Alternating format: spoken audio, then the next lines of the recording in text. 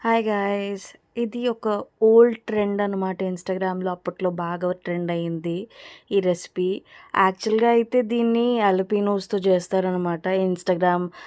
ఇన్‌స్టామార్ట్‌లో గానీ, బ్లింకిట్‌లో గానీ నాకు దొరకలేదు. సో, ఐ టుక్ క్యాప్సికమ్ అనమాట. క్యాప్సికమ్ లోపల మొత్తము ఆ ఫ్లెక్స్ అన్నీ తీసేసి అమూల్ క్రీమ్ చీజ్ తీసుకున్నా అనమాట.